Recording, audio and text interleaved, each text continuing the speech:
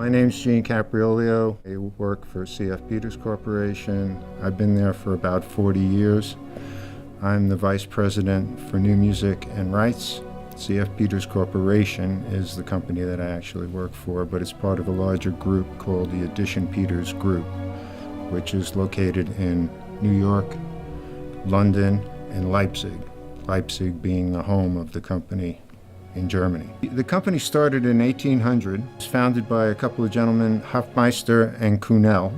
This was in Leipzig, which was at the time a center for printing in Germany, books as well as music. They ran the company for a few years, maybe 20 years, something like that. I don't have the exact numbers on that, but it was bought from them by a gentleman named Carl Friedrich Peters. That's where the company got its name, and it's remained that name since then. Carl Friedrich Peters became ill. He didn't live very long. He owned the company for a very short period of time, ran it for a very short period of time, but it ended up being the name of the company to this day. It went through the hands of a few other people and then ended up with a gentleman named Max Abraham, and he is the one who ran it for the longest period of time. It was during his time running the company that he started this thing called Edition Peters, which is the green cover, and this is the 150th anniversary. The idea behind Edition Peters, or the green cover series, was to create an edition that would be available to more people, to make printed sheet music available to more people. What made it possible were advances in the printing process. At the time, printing was very expensive and printing music was difficult. He was the first one to adapt it to printing music on a large scale. He was able to sell music at 1/5 the price of what it had been sold previously. And there were people in the office who thought that this was crazy. But it was his intention to just get music to more people and by volume make up the difference, and it was a tremendous success. It was printed on high quality paper and well edited and well laid out, and it quickly became the standard for that type of publication. This is when the green cover started, which is kind of like our Coke can. It's the Coke can of the classical music world. It's this iconic green cover. And he started with 100 different publications. From the very beginning, Bach, that was one of their major. Bach was not alive at the time. He was, just being lost to history. He published his own music. He kind of was in the pre-publishing phase of music history. So Hofmeister and Kuhnel, one of their specific ideas was to publish Bach. Beethoven was a major figure who wasn't that well known at the time, and Peters published Beethoven's First Symphony, his septet, and some of his piano sonatas, some of his early work. But also Mendelssohn was from Leipzig, and Peters was actually located in the same house that Mendelssohn lived in for a while. After Mendelssohn passed away, they actually expanded the business into his old apartment, so they were actually located in Mendelssohn's apartment.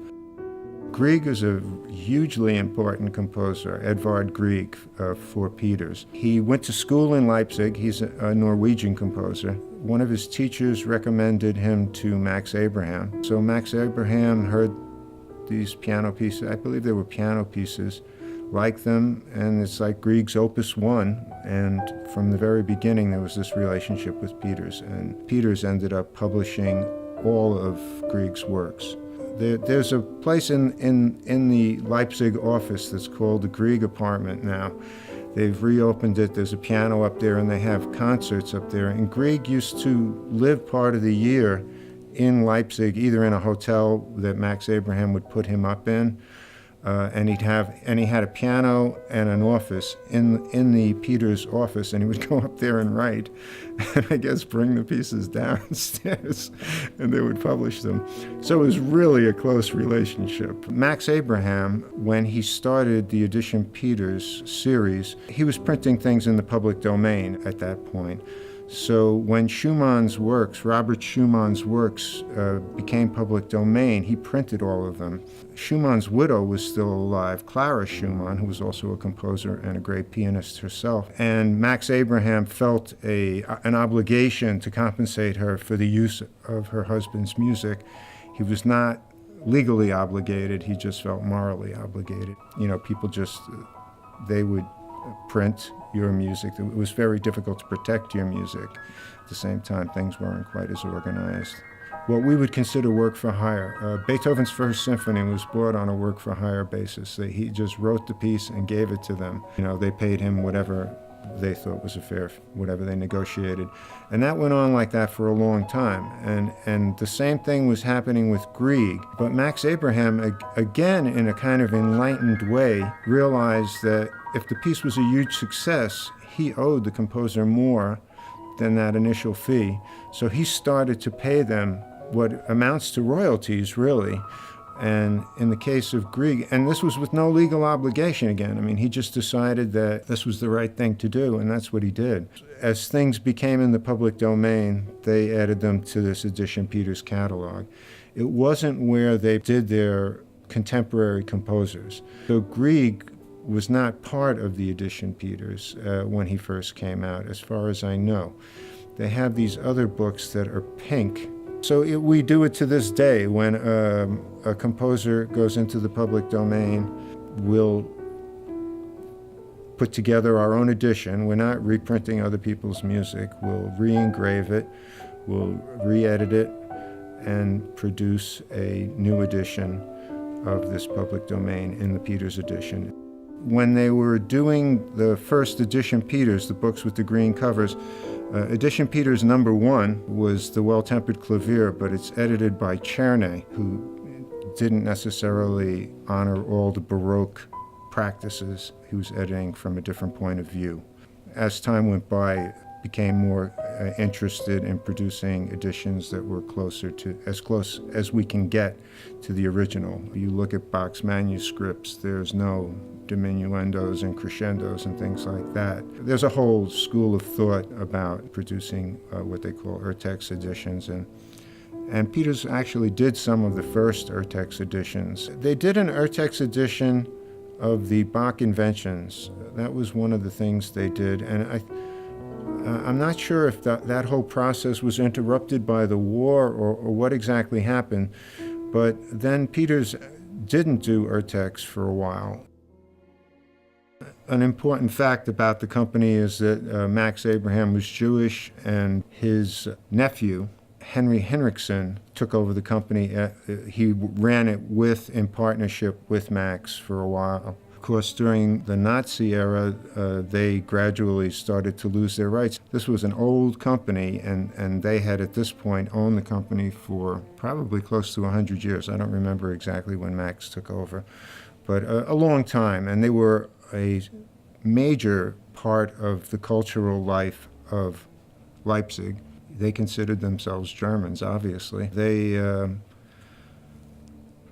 began to be, like everybody else, persecuted, all the other Jews at the time in Germany. I should say, first of all, 2 of the children left as things started to get more and more difficult. Walter Henriksen came to New York City, and Max Henriksen went to London, eventually set up what are the offices now in London and New York. They were independent companies at that time. And the rest of the family stayed. Because of Aryanization, they ended up having to sell the company at extremely bad rates to people who were sanctioned by the Nazis to own the company. They ended up actually getting out of the country, but they only made it as far as Holland, and then the Nazis invaded Holland, and they eventually all were captured and went to concentration camps. And I believe 11 members of the Henriksen family perished during the Holocaust. What happened was Leipzig was in the Eastern Zone. After the war, when the country was broken up into West Germany and East Germany, Peters moved to Frankfurt, which was on the west. That became the new headquarters, but they never moved back to Germany. But they did own part of the German company. Walter stayed in New York and ran C.F. Peters Corporation. Max Henriksen stayed in London and ran the C.F. Peters Ltd. And to complicate matters even more, the Russians, or the East Germans, decided to keep the Leipzig firm running. So there was also the East German version of Peters. So there was 4 offices operating independently, really. After the unification of Germany, they reunified the East and West Peters companies, and eventually now they've moved back to Leipzig, closed the Frankfurt office, and they are back in the same building that they had pre-war. Ultimately, we were able to reunify the entire company into a single entity, and now it is a single entity, although we have 3 different offices. We are bringing new composers into the company on a regular basis. Part of my main job is working with the living composers, from George Crumb, and I knew John Cage. And they're also interested in the whole tradition of Peters. There's a font that we use to write the composer's name. It's a proprietary font. We call it Peters Drawn.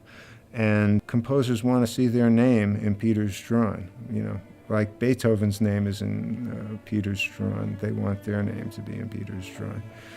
And to be on the green cover. You know, everybody's studied coming up, and they've seen the Peters publications and most likely used the Peters publications, so it is a matter of pride for them. I always tell composers, you don't need to be published, really, until you're getting performed. They really go hand in hand.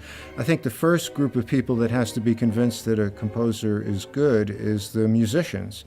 And the musicians want to play their music.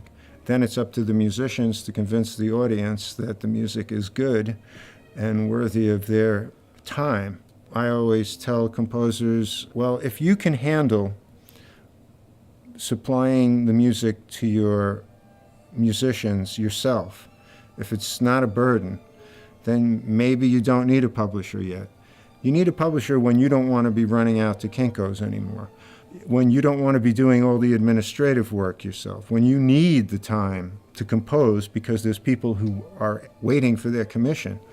And that becomes a problem after a while. If you're a young, in-demand composer, meeting your obligations as a composer is essential. Peters, compared to a place like Boozy, is very small. So attracting young composers, they have to be a special type of person who either is interested in the music that we've done in the past, or is interested in more of a boutique experience where they know they can call me up and get me on the phone. I want them to want to come to Peters for the right reasons and not to be disappointed when they get here. I think it's an honorable thing to try and bring beauty to the world. And I guess that's what we're all trying to do. And I think, you know, institutions like these, I hope, go on for a long time. They obviously had a place in our culture, and I hope that they continue to.